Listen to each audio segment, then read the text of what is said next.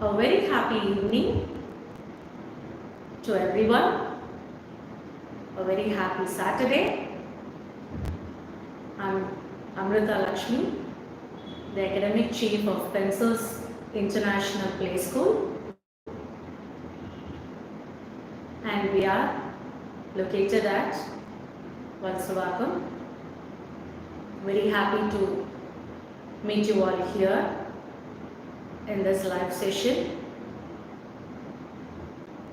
And today we're just going to talk about early childhood education, which is called as ECE. What is this early childhood education all about?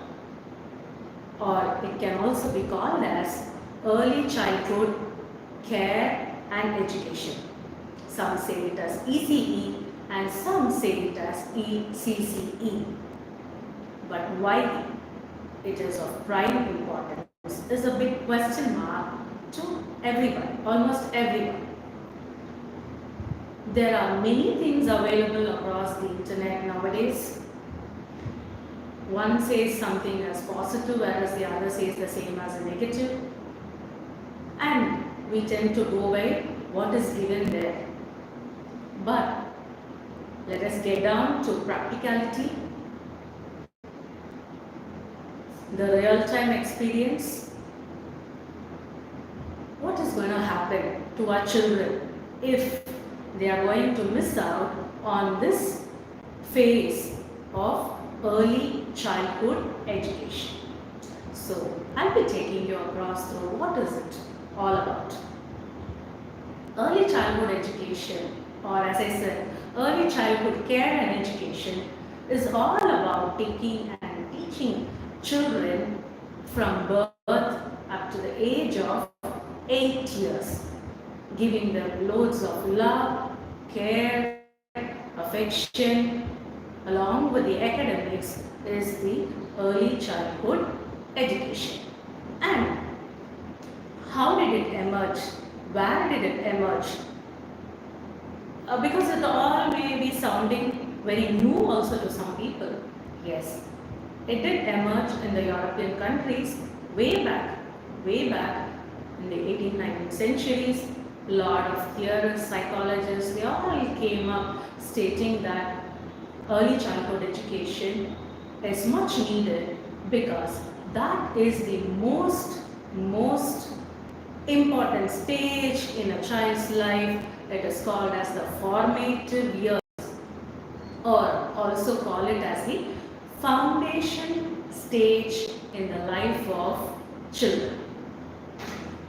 And what is this early childhood education going to focus on?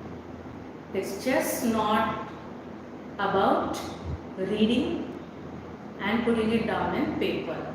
It is the overall development of the child. So early childhood education is the overall development of the child. Way back, as I said, in the previous centuries, when this all started to begin in the European countries, they thought that this has to be formalized. So they made this as a compulsory education, as a formal education. So they said that primary years are most important. So in the Western world, the primary years were given as early childhood education. And again, dating back to those days, children used to be at home. There were a lot of family members to take care of these little ones. Grandparents were there to take care of the little ones, uncle, aunts, and many such people in the family. And mostly it used to be the joint family. So there would be a lot of people who would give a lot of affection for the child. But then, nowadays, it is all about nuclear family. It's just the father, mother and the child, and this is how it is going on. So what are the people going to do today? So those days it was in such a way, and now it is like this. So that is when people started working on this early childhood education. Because there weren't people to take care of these children, as there was a lot of development in the technology and a lot of development all over the world. And initially, most of you know that women were not given much of education. They were meant to stay at home, and so they were taking care of children. But then what happened? Later, in the later centuries, say almost the 20th century, women started going to schools and colleges. They started pursuing higher degrees. Education was very important. It became most important for them. And once they had got these degrees and everything, they started looking out for jobs as well. So life got a turn over there. Now what is going to happen to these children? Because it is also getting into a nuclear family, right? So the joint family system is also almost gone, and women have started going to work. Then who's going to take care of this child? So that's when the government came up with a lot of new methods, new inventions, new propagations, stating that pre-primary education meant for the child. And people started sending their little ones across to the kindergarten. And along with that came up the day nurseries, and that was also called as crèche in the previous years, and now it is termed as daycare, infant care, toddler care, after school care. There are many different names, many different terminologies given to all these. So that is how the early childhood education kick-started with small kindergartens and day nurseries in and around the homes of the community. And people started sending their little ones across. Initially, it was say 3-year kids or 4-year-old children were the ones who were going to kindergarten. But then, as days progressed, it became so necessary that in a family, the husband and wife somehow had to work to have a happy living. And moreover, in a city life, it was very essential. So they started sending children even at the age of 1.5. Yeah, that is too early, right? But no, don't even think that way that it is too early. It is very much essential also. So that's when this early childhood education, the pre-primary stage, came up as the playgroup system, the pre-KG, that is the nursery system, then the LKG and UKG. So a lot of divisions were there. Initially it was just the LKG and the UKG, then they started with the pre-KG and then came the playgroup. And of late what happened was parents who were not able to take care of the children, they had to leave their little babies also in the day nurseries. That is the crèche. They were taking care of all the infants also. So that's how it became a boon to the country as well as the entire world. So early childhood education started springing up everywhere. One is parents needed a space to leave their children. At the same time, it has to be safe, and also the child must learn something. Just like that, a parent cannot send the child to a play school, right? So that was one point for the parent, and at the same time looking at the holistic development of the child. And yes, of course we all know that As I said, 0 to 8 years is a crucial stage in the child's development. Parents play a major role in the development of the child.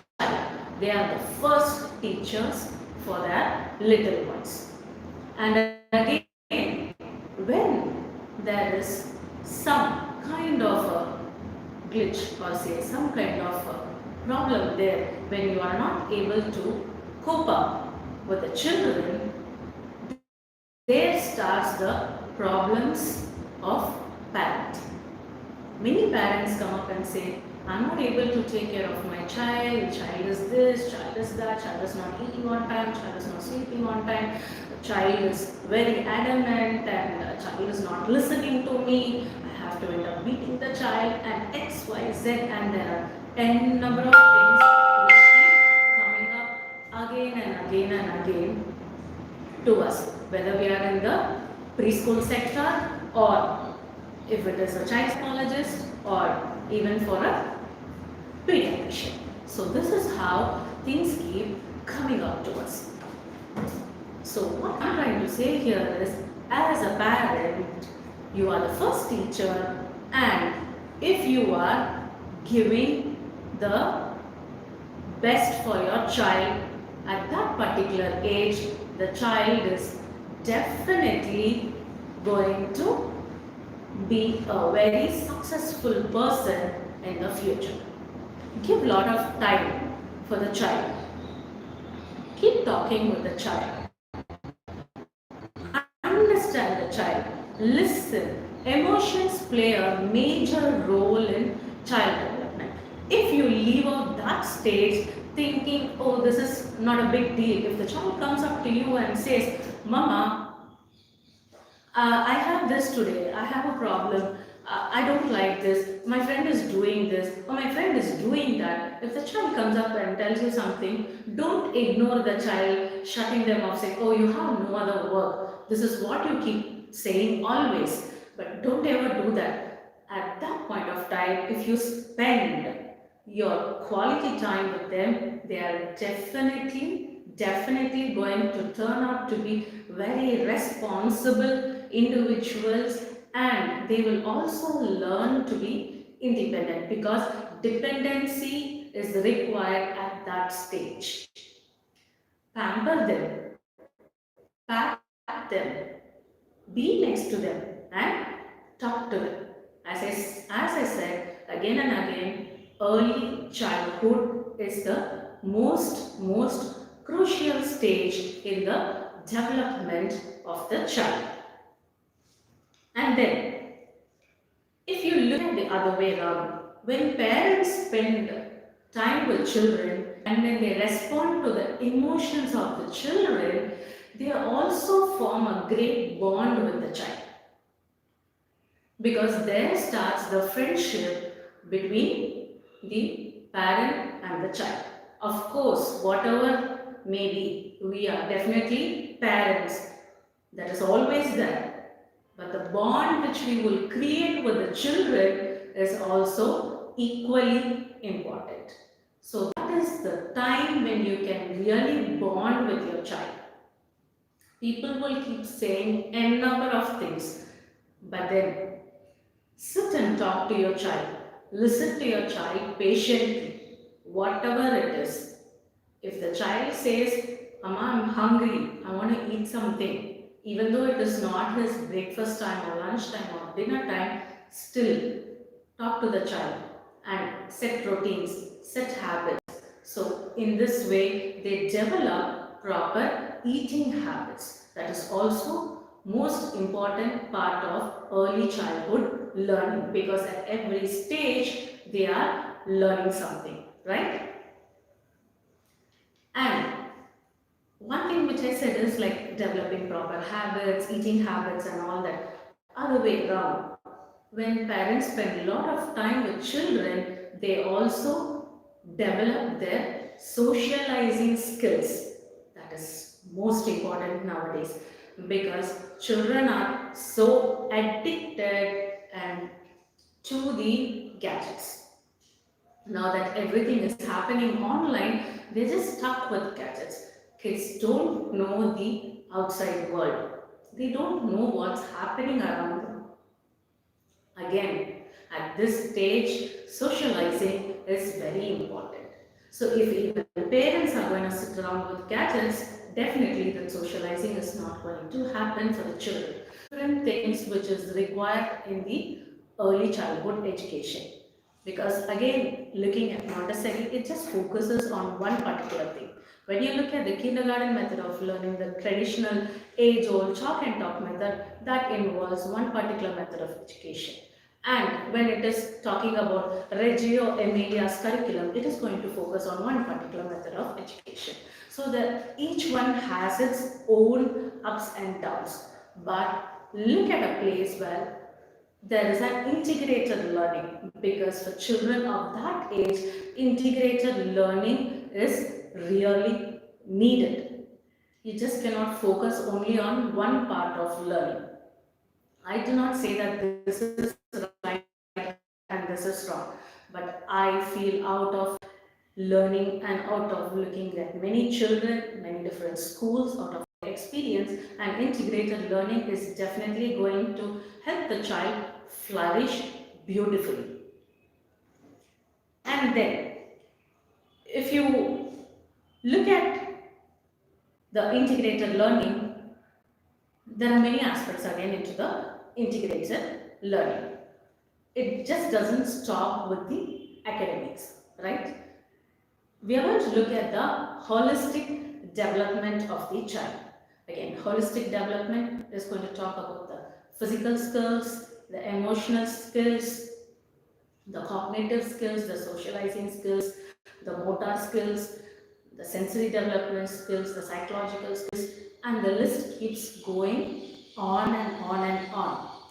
All these put together is going to give your child a beautiful future if things are given at the right stage for the children. And if you ask me, then all these things I would put across play as the most important skill or as the most important part of learning for the pre-primary years. Reason, children learn all the above said skills through play. You're wondering, right, how it is going to happen.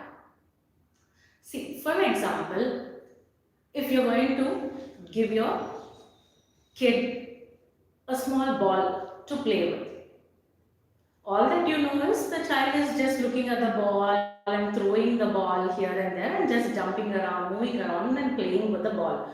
But if you ask me, the child is going to look at the ball and the ball is round in shape. It is circle. So the child is learning a math skill over there. If the ball is colorful, the child is also going to learn about colors. Yes, and again, if the ball is soft, the child is going to touch and feel. So the child is learning sensory development at that stage. Or if the ball is hard, so the child will feel the texture of the ball and say, oh yes, it is hard. So the child's sensory development again develops over there by the touch and feel method. And then what the child will be doing with the ball, the child will be kicking the ball. If the ball is really big, the child will be kicking the ball with his leg. If the ball is like slightly smaller, the child will be throwing the ball. So when they are throwing and kicking the ball, what is happening there? Definitely the muscles get activated in the body. And what are these muscles? These are nothing but the gross muscles of the body. The bigger muscles of the body are called as the gross muscles of the body. So we term it as the gross motor development in the child, which is nothing but gross motor skills. You would have come across many different type of skills. You will be thinking, you would have read also what is this gross motor, fine motor, all this. So this is the gross motor skills. When the entire body is involved, when the larger muscles of the body is involved, there is so much of movement for the body, it is called as the gross motor skill development. And then, so as I was telling about the ball, we were thinking about the shape of the ball, the size of the ball, then the how the ball feels for a child. Also, you can check for the weight of the ball, how heavy it is and how light it is. So they're learning a lot of pre-math concepts over there. They're learning about colors, so it is developing their general awareness. And then, as I said, the gross motor skills are also developing. And other way around, it also gives them a lot of scope for creativity. You may be wondering what the child is going to do out of that ball. Hardly play with the ball and throw it away. What creativity is going to happen over there? I have seen children, when given a ball, they throw it, kick it, touch it, feel it. But there are also children who take the ball, take a marker or a pen, draw some eyes, nose, mouth and all, and make the ball colorful, even more colorful. They give colors to the ball. So in that way, their emotions are also brought out. Right? Maybe sometimes the child is really not happy to express his emotions, but then they do it across in this way. They show it through the play. So that is why I'm saying play is most important, and it is just not me who's saying that play is most important.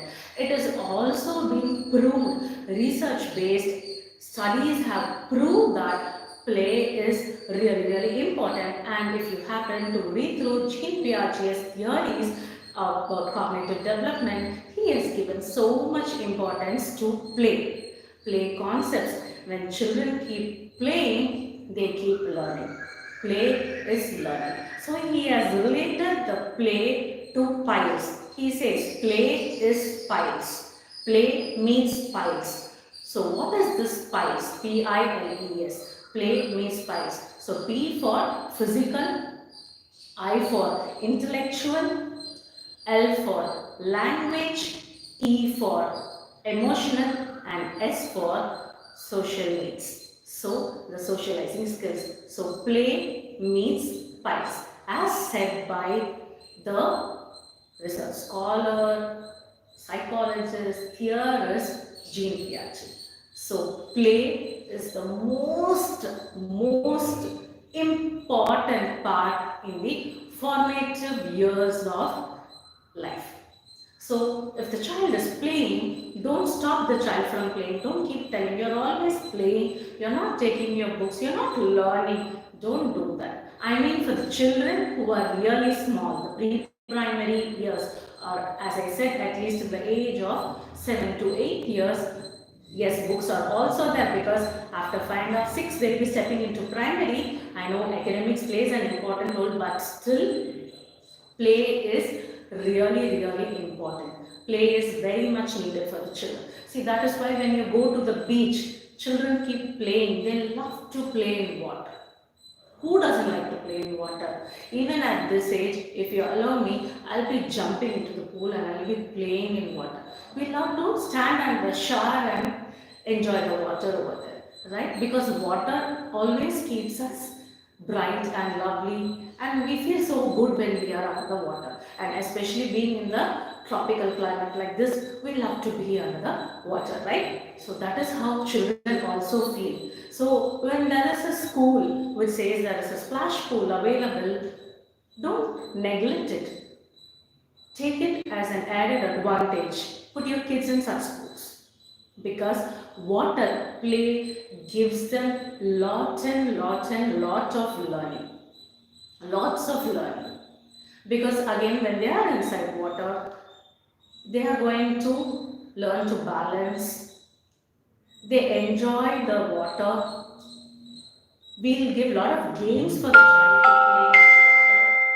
play in the water. They know also the spatial awareness, because in a splash pool, it is not just one child who is going to be there. There will be like few other children also along with your child. So they understand about the space, they will be moving around, they will socialize, their emotions will develop. So this is how the water play also helps them, right? So when we take the children to beach, be safe. of course, you have to hold their hands, let them enjoy the waves, let them enjoy the water. And at the same time, if they want to play in the sand, allow them to play in the sand. Don't stop them saying, this is sand, you cannot play for a longer time, don't go this side and that side, you see, you're making your dress dirty, this is how. Don't do all that to the children. Okay, sand play is the best sensory learning for the children. Again, if you look at sand, some sand is like really fine, some has small pebbles or gravels in it. So as they touch and feel, it's a very good sensory development for the children. They learn to share when there are other kids around, or if you go as a family when there are other people around, they share. Try to get them small toys. Beach toys are very much available nowadays. Oh, don't bother if you don't have a beach toy. Oh my god, it's expensive. No, I cannot afford to get a beach toy. Don't worry about it. Just carry some small cups from your home, some tumblers, some glasses, some spoons. Take it along when you go to the beach. Let the child fill it with the sand, topple it over, build a castle. So this is how they keep learning. So never neglect play in the early years of life. Play is really important. By play, they keep learning and learning. So even when they come to school, though they keep moving around here and there, though we keep teaching them a lot of lessons, we keep playing with them. That is how it gets registered for them easily in their mind. One thing is play and the other thing is music and movement. So all these three things put together gives a better life for the child. If you can recollect, if you can think and see about your early stages, right? How many of you can remember your, say, 10th standard biology, or say your 8th standard physics, or say your 12th standard commerce, or your computers? Definitely no. You will not know the theoretical part. You would have forgotten everything. But even today, if I ask you to sing a rhyme, what comes to your mind first? Of course, Twinkle Twinkle Little Star, right? And immediately there comes with the action. Your hands go automatically to your hip and you keep moving this side and that side, because that is how your teacher has given it to you, right? Singing it beautifully with simple actions. Yes, so this is how you have learned. This is how the formative years have been in your life. You're not able to forget anything which you have learned with that music, with that rhythm. So the same is applied in early childhood education. That is the essence. Music and rhythm, the movement. Anything learned with music and movement stays here lifelong. You cannot forget it. So that is why when people go and dance, it's so nice for them, because the music gives them lot of learning. Through music, the language develops. Through music, they learn new words. Yes, the linguistics develop, and it's all interrelated, right? So that is how the music takes a lead in the pre-primary education. Play takes the lead in pre-primary education, right? And then, as I said again, movement takes the lead in the pre-primary education. So all these are very essential in the early years of life. Never let go of all this for the children. If the child keeps singing something and humming something, don't stop the child saying you have no other work, always singing. No, they are learning something out of that. If the child keeps dancing, because I know many parents who say, my child never stops dancing. If there is one music out there, the child keeps dancing and dancing. Definitely, it is much needed, because if the child is going to dance, what is going to happen? The gross motor muscles, that is larger muscles of the body, is definitely developing, right? So this is all about the gross motor muscles, sensory development, the emotional development, the social skills, the social development, and all that. And now there is something else called as the fine motor development in the child. Fine, as the name suggests, as the terminology suggests, fine, refined, right? Fine, it's simple, making it refined. So fine is nothing but these tiny muscles in your fingers. The development of these tiny muscles are really important, because this is where the child will develop the grip to hold the pencil.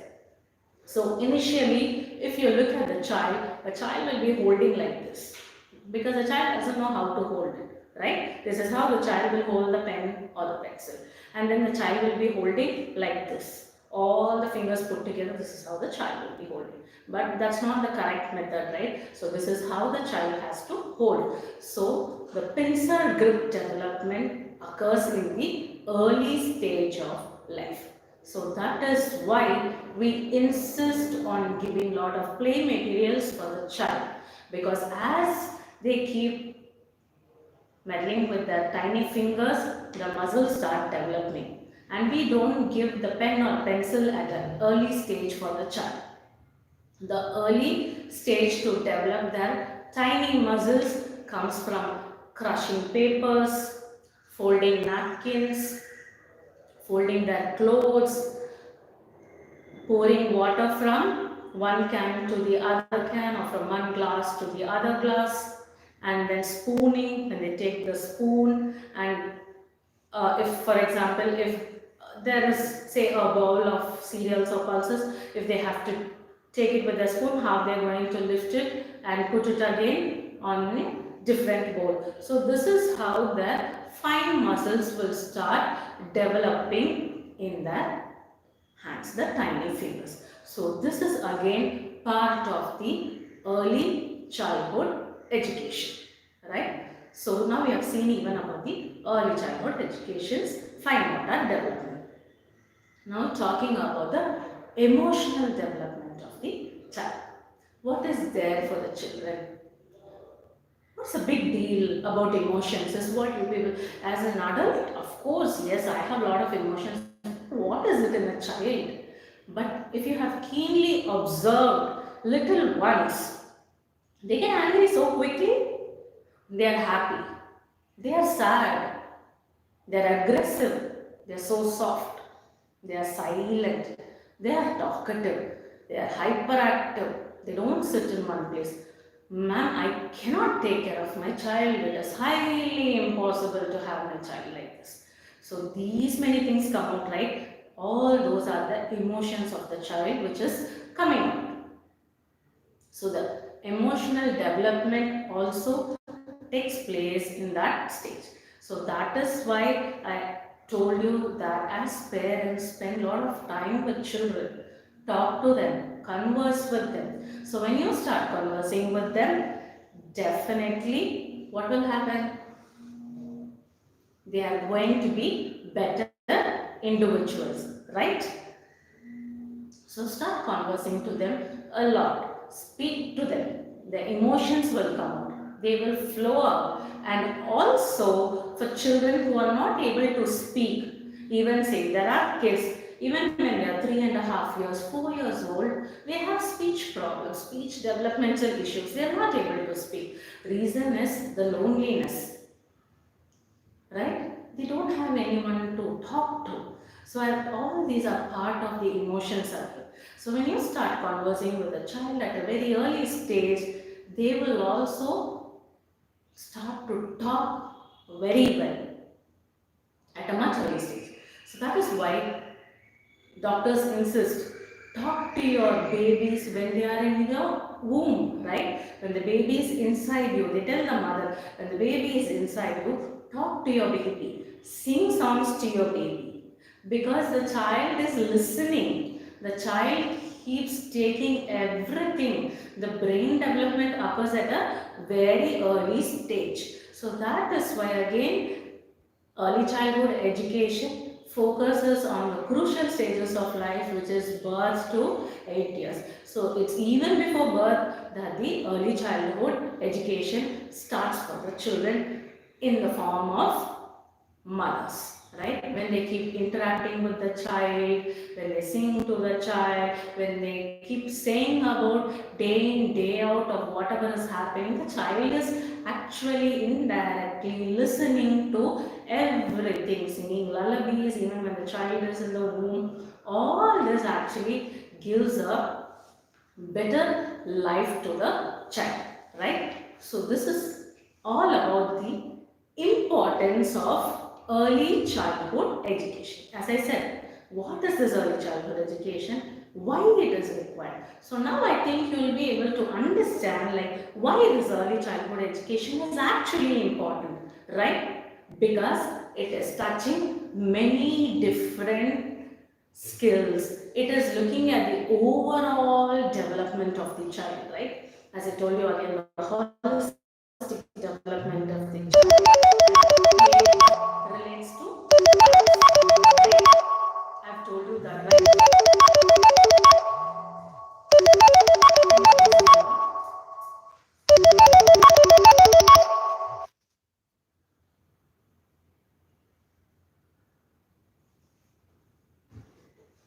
Yes, thank you. So, as I said, the early childhood education looks at the holistic development of the child, right? From being physical to emotional, psychological, social, cognitive. It looks at each and every part of the child as a whole. The child has to get molded as a whole, right? So if you can relate to a clay, how the clay is. If you press it this way, it's going to press this way. If you're going to roll it, it will keep rolling it. If you're going to twist it, it's going to twist it. You can keep molding the clay in different ways you can. So most of them relate children to clay. When you keep molding them, they keep getting better and better into a better shape in the future.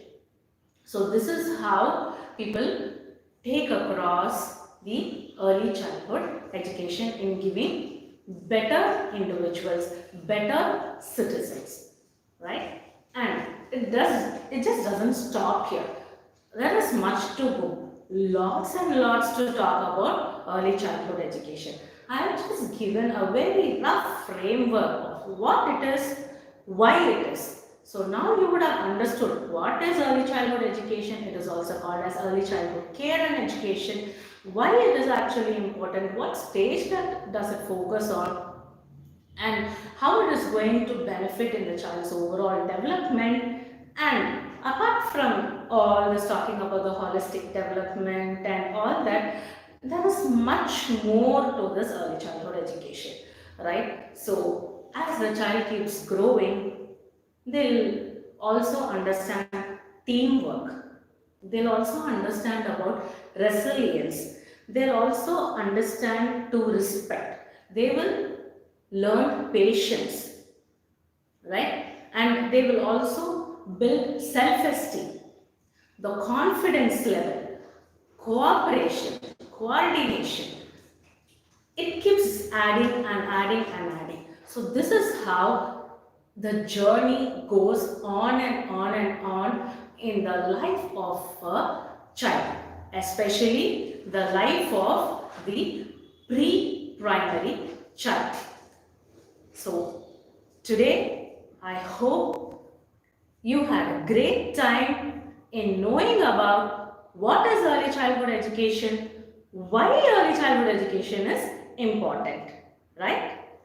And soon we'll be coming up with much more topics which is going to help you and benefit in raising a best, great, beautiful child to turn out to be a responsible citizen. Thank you for being so patient and listening, and have a happy weekend. Thank you all.